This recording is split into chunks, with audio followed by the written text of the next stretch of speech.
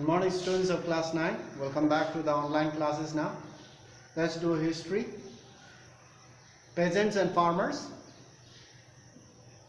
We have learned so far, about the peasants and farmers of England and peasants and farmers of America. And we are talking about the peasants and farmers of India. About 3 different countries. In our previous class, we have seen how peasants and farmers they suffered. So in some places they made mistakes. In some places they faced trouble due to big landlords and rich merchants. So you can see that now in India, it is due to the colonizers. They faced the problems. So now let's talk about it. 3.1. A taste for tea, the trade with China. How offim production was introduced in India? We'll talk about that. Previously, the East India Company used to trade with China. They used to purchase tea from China, but they had nothing to sell there. So, they needed something to sell there. But the Chinese emperors, or we can call them Manchus, the Manchus were unwilling to allow the entry of foreign goods. The Manchus were not ready to allow the foreign goods to enter China because they were scared. These foreigners will interfere in the local politics and disturb the local politics. That's why foreign merchants were not allowed to bring foreign goods there. So in such a situation, how could Western merchants finance the tea trade? How could they finance the tea trade now? How will they purchase tea? How could they balance their trade? How could they balance their trade now? They needed something to sell there so that with that money they could purchase the tea. So, they could buy tea by paying silver coins.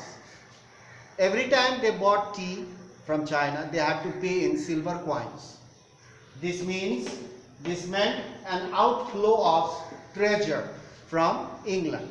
This means the silver coins from England will be flown out, or their treasure will decline, or reduction will take place. This means outflow of treasure from England. Every time they purchase, they have to pay in silver coins. So they needed something. Merchants therefore looked for various ways. They adopted various ways. They sent some people, they asked the people in China, or sent some local people what is the demand, what they want. So they find ways. Merchants therefore looked for ways to stop this loss of silver. To stop this loss of silver, they found various methods to seek what the people of China want, what is the demand there. So ultimately they come to know that people, they are addicted to offim, and offim could be sold there. They searched for a commodity. Commodity means things to sell. They searched for a commodity they could sell in China, and offim was such a commodity. They came to know that offim could be sold in China and they could earn a lot of profit.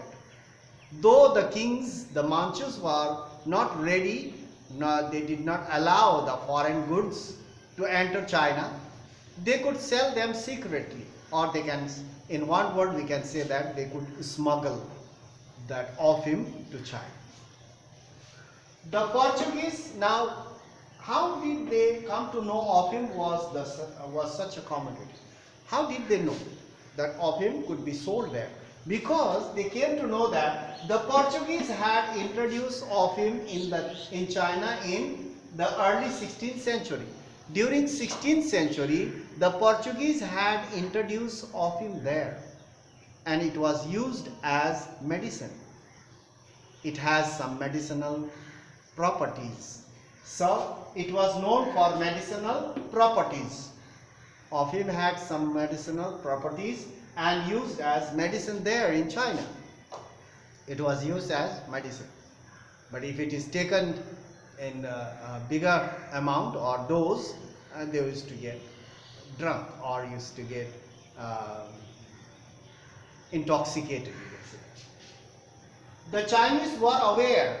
The Chinese people and the Manchus were aware. They knew of its addiction. If it is taken regularly, the people will get addicted to that, and the dose will increase. So the Chinese were aware of its addiction. So the kings had forbidden. The kings had forbidden. Forbidden means not allow its production and sale in China. Therefore, the kings, the Manchus, had forbidden, not allowed to produce and sell opium in China, because they knew the people will get addicted to this opium, because Portuguese had introduced opium in China during 16th century, and most of the people got addicted. They used to take it as medicine regularly, but later on they found that they were addicted there. Without opium they could find it very difficult to maintain their livelihood or sustain life. So that's why the Manchus had forbidden the sale and production of opium in China. But these British East India Company traders came to know that the people are addicted, opium could be sold there. Even though the Manchus did not allow, they could sell somehow. So they will find some ways to sell it.